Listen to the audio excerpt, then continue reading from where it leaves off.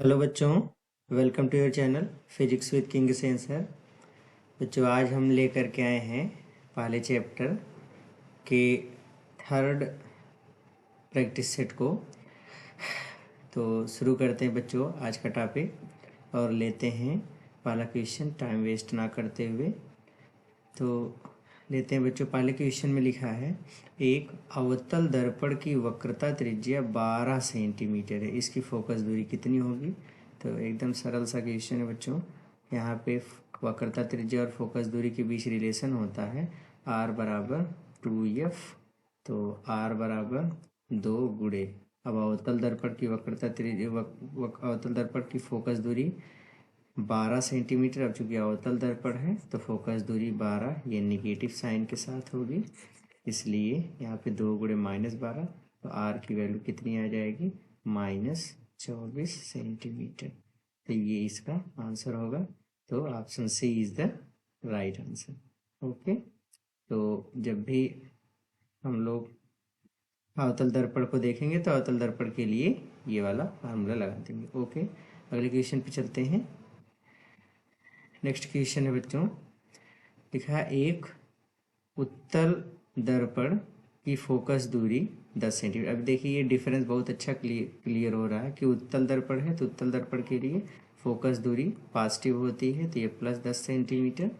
और इसकी वक्रता त्रिज्या r बराबर 2f वाला वही फार्मूला। तो r बराबर 2 गुणे 10 बराबर 20 सेंटीमीटर, लेकिन ये प्लस में होगा। प्लस में इसलिए क्योंकि उत्तल दर्पण की फोकस दूरी प्लस में होती है, इसलिए ये अवतल होता तो माइनस में। ओके गुड, अगले क्वेश्चन पे चलते हैं बच्चों। नेक्स्ट क्वेश्चन है कि अब ये देखो क्वेश्चन नंबर से बच्चों ये ऑपरेटर की कुछ मिस्टेक्स हैं, इस पे आप थोड़ा सा देख लेंगे। क्वेश्चन नंबर 3 है, यहाँ पे क्वेश्चन नंबर आपका चल रहा है, इससे आप मिलान कर लोगे यहाँ पे ये वाली चीज। ओके, तो अगला है विद्युत शक्ति की इकाई क्या है। तो बच्चों विद्युत शक्ति, अब कोई भी शक्ति हो, अगर मैं शक्ति की बात करूँगा तो शक्ति की जो यूनिट होती है वो हमेशा वाट होती है। तो शक्ति की यूनिट वाट। अब चाहे जो भी शक्ति, चाहे इलेक्ट्रिक पावर हो या कोई भी हो, सबकी शक्ति का मात्रक वाट है। तो ये वाला क्वेश्चन सही होगा। ओके ठीक है, नेक्स्ट क्वेश्चन पे चलते हैं। आ जाइए अगले क्वेश्चन पे। क्वेश्चन नंबर 4 लिखा है इस वाले क्वेश्चन में कि अत्यधिक उच्च प्रतिरोध वाला पदार्थ का क्या कहलाता है। बच्चों अगर हम रेजिस्टेंस के आधार पे देखें तो सबसे पहले प्रतिरोध या रेजिस्टेंस की बात कर लें तो रेजिस्टेंस में देखो, अगर प्रतिरोध बहुत अधिक है, दूसरी कैटेगरी अगर प्रतिरोध मध्यम है, मतलब न बहुत ज़्यादा न बहुत कम, या फिर बहुत कम है।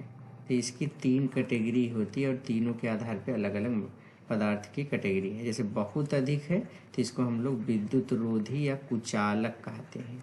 क्या कहते हैं, विद्युत रोधी या कुचालक।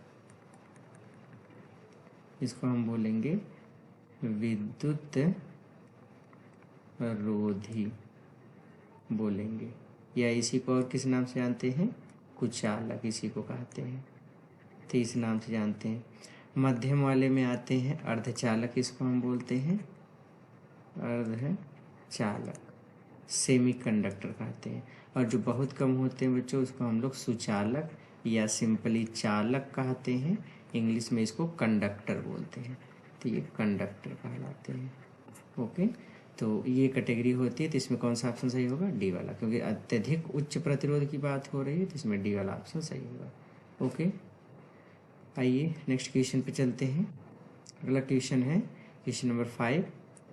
क्वेश्चन नंबर 5 में है किसी विद्युत केतली में प्रवाहित धारा 3 गुनी कर देने पर केतली में उत्पन्न ऊष्मा की मात्रा कितनी हो जाएगी। तो बच्चों उत्पन्न ऊष्मा की मात्रा का फार्मूला जानते रहो, I²RT। ये उत्पन्न ऊष्मा का फार्मूला है। अब कहा गया जो धारा है इसका मान प्रारंभ का 3 गुना कर दिया जाए, मतलब आई की जगह पे कितना कर दिया जाए 3i। तो बताओ ऊष्मा कितनी होगी, तो इसी फार्मूले में मान रख दो आई एच बराबर आई के स्थान पे 3, फिर आई इसका होल स्क्वायर, फिर आर टी कर दो, तो 3 का स्क्वायर 9। तो मान लो अब नई ऊष्मा एच डैश है, तो 3 का स्क्वायर 9 आई स्क्वायर आर टी। आई स्क्वायर आर टी पुरानी ऊष्मा है, तो ये हो गई 9 गुणे पुरानी ऊष्मा, मतलब 9 गुनी बढ़ जाएगी। इसका अर्थ ये हुआ कि अगर हम केतली में धारा 3 गुनी कर देंगे तो उत्पन्न ऊष्मा का मान 9 गुना बढ़ जाएगा। तो ये वाला ऑप्शन सही होगा। ओके, नेक्स्ट क्वेश्चन पे चलते हैं। आ जाइए, अगला क्वेश्चन है क्वेश्चन नंबर 6। अब 6 वाले क्वेश्चन में क्या कहा है, इसमें कहा है कि किसी वस्तु का आवर्धित काल्पनिक प्रतिबिंब बन सकता। अब देखो इसमें ट्विस्ट है, इस कहानी में ये ट्विस्ट है कि पहली चीज कि हमसे कहा है आवर्धित। आवर्धित का मतलब होता है बड़ा, ये प्रतिबिंब बनना चाहिए। और फिर साथ ही साथ काल्पनिक बोला है, काल्पनिक मतलब आभासी। अब बच्चों प्रतिबिंब आभासी और बड़ा, ये अगर हम उत्तल दर्पण की बात करेंगे तो उत्तल दर्पण की बात करें या फिर अवतल लेंस, चाहे मैं उत्तल दर्पण की बात करूं या अवतल लेंस, इन दोनों में ये होता है कि जो प्रतिबिंब होता है आभासी तो बनता है, या आभासी तो बनेगा, लेकिन वस्तु से छोटा बनता है। ये इसमें खास बात है। अब इसमें वस्तु से छोटा बनता है, तो अब कहा गया है आवर्धित बड़ा प्रतिबिंब किस में बन सकता है, तो अब इन दोनों में आभासी और वस्तु से छोटा बनता है। लेकिन अगर मैं वहीं पे बात करूं अवतल दर्पण की या फिर उत्तल लेंस की, या फिर उत्तल लेंस की, तो इन दोनों में प्रतिबिंब हमेशा इन दोनों में प्रतिबिंब बनता तो हमेशा वास्तविक ही है, उस वास्तविक और उल्टा बनता है, लेकिन छठवीं स्थिति में आभासी भी बनता है और वस्तु से बड़ा भी बन सकता है। देखो प्रतिबिंब आभासी और वस्तु से बड़ा केवल इन्हीं दोनों में मिल सकता है, बाकी इनमें तो सभी स्थितियों में वो आभासी और वस्तु से छोटा बनता है। आभासी वस्तु से बड़ा अगर कह दिया जाए तो अवतल दर्पण और उत्तल लेंस दोनों सही है। तो उत्तल लेंस ऑप्शन ए, अवतल दर्पण ऑप्शन सी, मतलब ए और सी दोनों। तो ये वाला ऑप्शन सही है, डी वाला।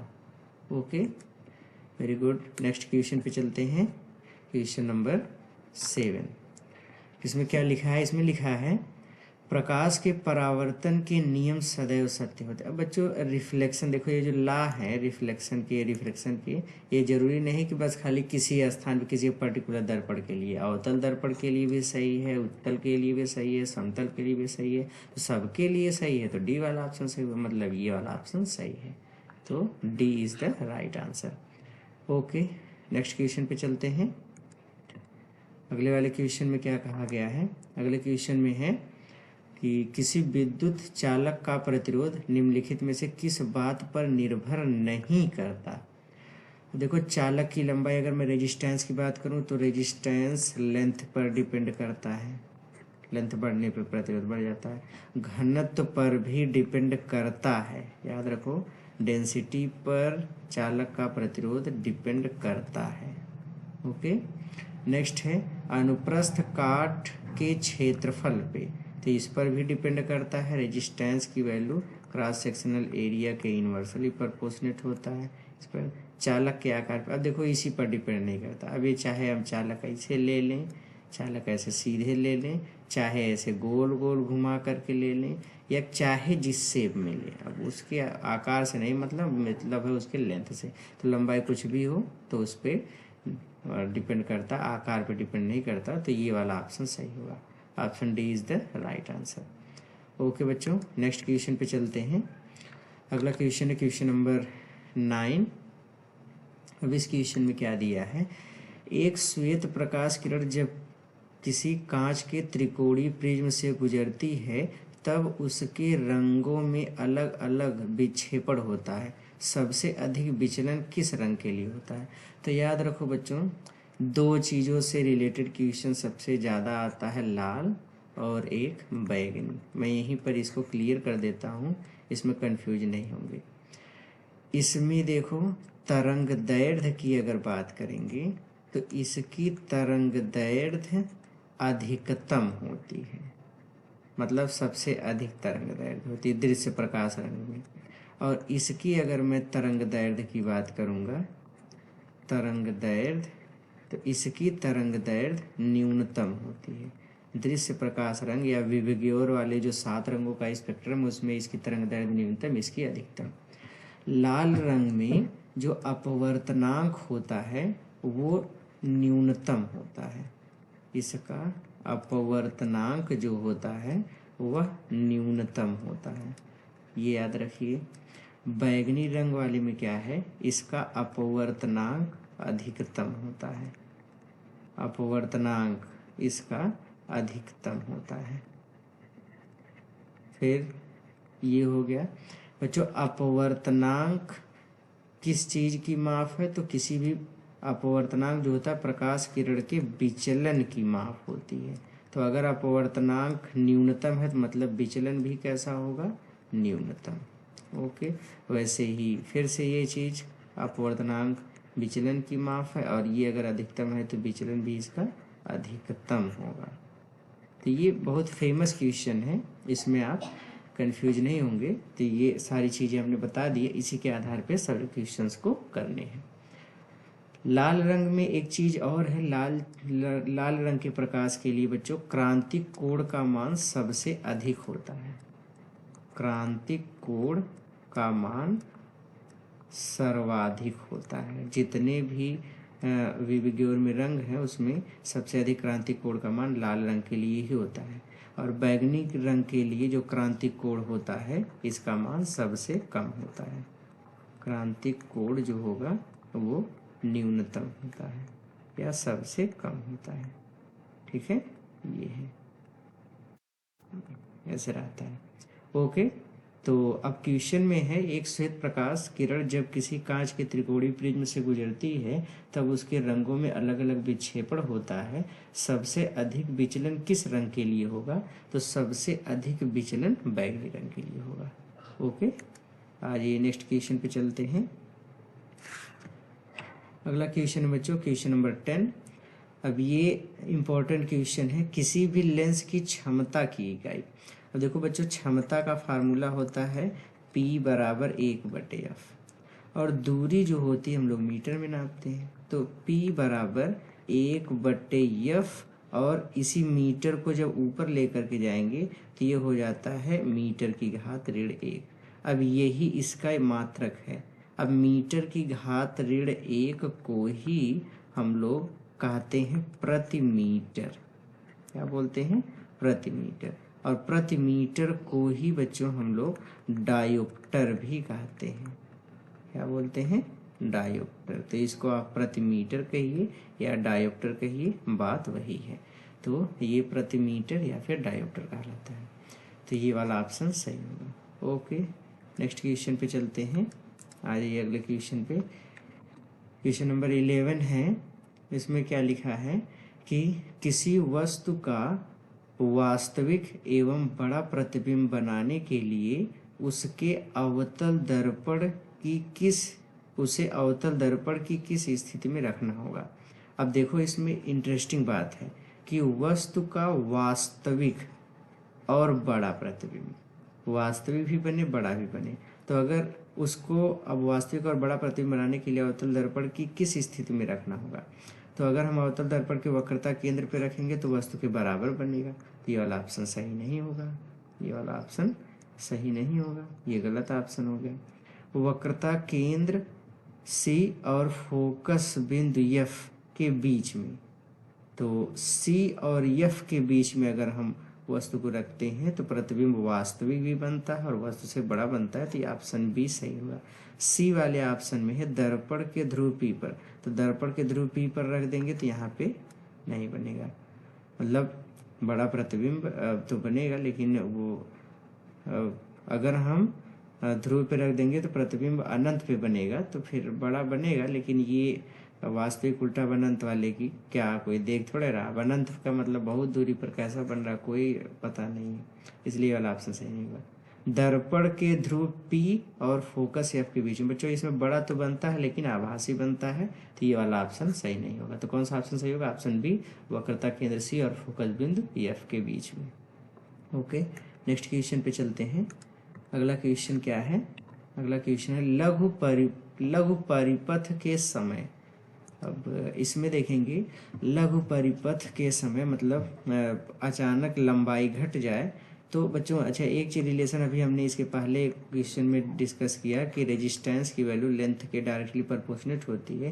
अब देखो लघु परिपथ मतलब रास्ता अगर कम कर दे, मतलब लंबाई अगर कम हो जाए।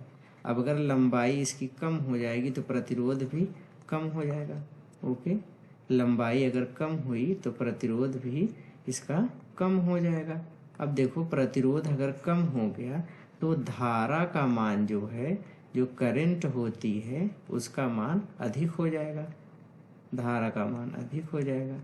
अब क्या चीज इसमें कहा है, क्योंकि धारा प्रतिरोध की व्युत्क्रमानुपाती होती है तो धारा का मान बढ़ेगा। लिखा है लघु परिपथ के समय विद्युत धारा का मान कम हो जाता है, गलत जवाब। परिवर्तित नहीं होता है, गलत जवाब। बहुत अधिक बढ़ जाता है, सही बात है। निरंतर परिवर्तित होता है, गलत जवाब। तो धारा का मान बहुत अधिक बढ़ जाता है, तो ऑप्शन सी सही होगा।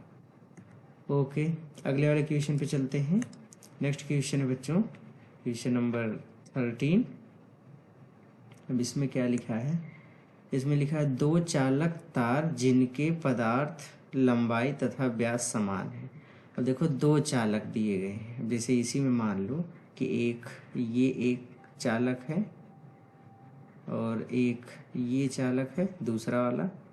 दोनों चालक की लंबाई व्यास पदार्थ दोनों समान है तो दोनों के रेजिस्टेंस भी समान होंगे। इसका रेजिस्टेंस R1 ये भी R के बराबर होगा, इसका रेजिस्टेंस R2 ये भी R के ही बराबर, दोनों बराबर प्रतिरोध वाले होंगे।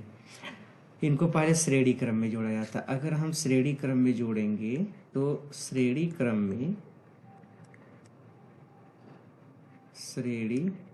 क्रम में जो तुल्य प्रतिरोध है, मान लो RS है तो ये किसके बराबर होगा? R1 प्लस R2, तो R प्लस R मतलब ये हो जाएगा RS बराबर 2R। तो इस समय कितनी ऊष्मा उत्पन्न होगी? श्रेणी क्रम में जो ऊष्मा है मान लो HS है, तो ऊष्मा का फार्मूला होता है I² R इंटू T। अब श्रेणी क्रम के लिए RS तो I² कर दो इंटू R का मान 2R हो गया इंटू T, ये मिल गया श्रेणी क्रम में ऊष्मा वाला रिलेशन। अब जब बात करेंगे समांतर क्रम की तो समांतर